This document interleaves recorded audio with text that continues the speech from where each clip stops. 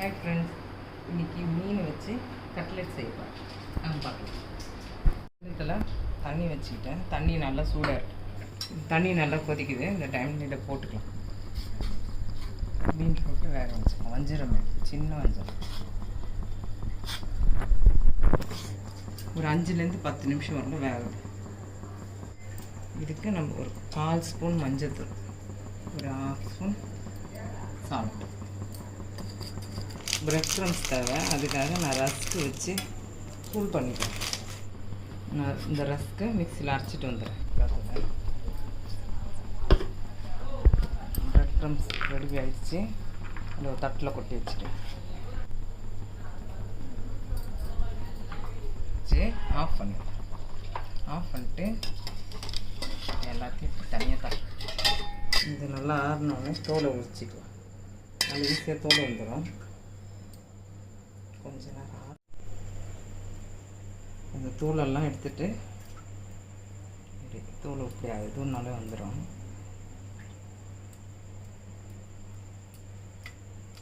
தூளை வச்சு இதை போட்டு இப்படி போட்டுக்கலாம். முள் இருக்கக்கூடாது.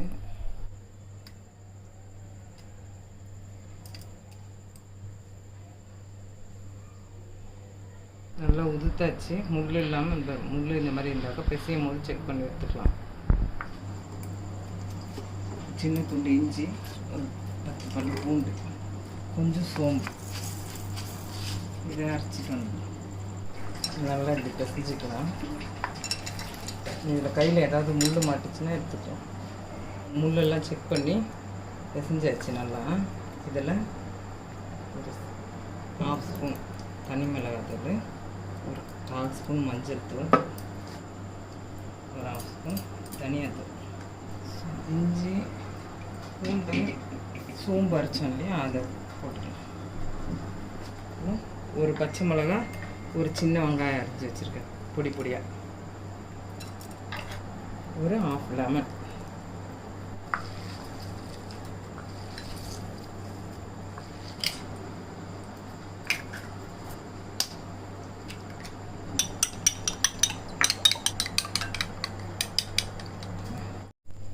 கிள்ளி போட்டுருவோம்.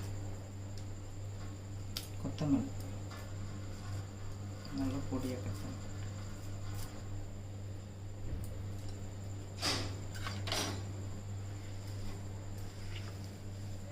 போட்டுக்கலாம். சால்ட்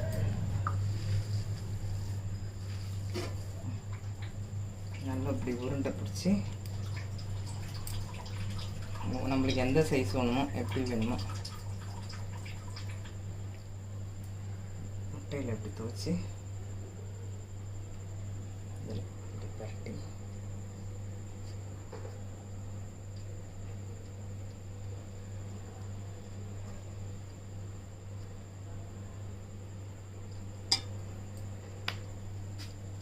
இப்படி வச்சுட்டு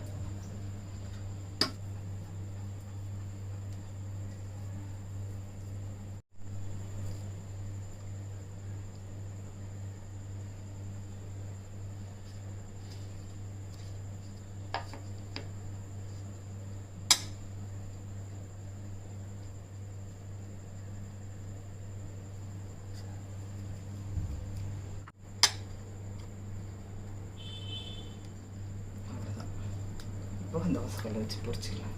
அது கல் நல்லா காயிடும்.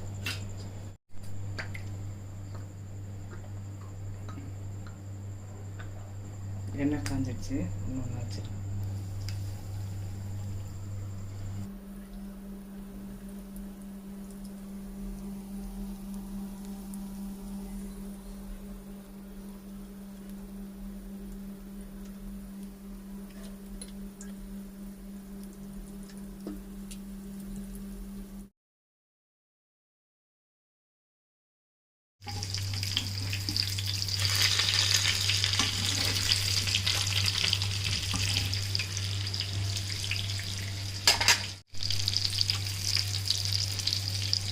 இது நல்லா 2 பக்கமும் சாந்துருச்சு. அப்புறம் எடுத்துடலாம்.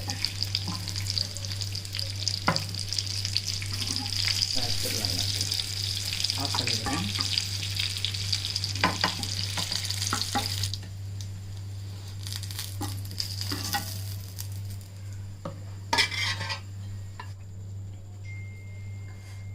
வெந்திருக்கு உள்ள, சூப்பராக இருக்குது. இந்த மாதிரி செஞ்சு சாப்பிடுங்க.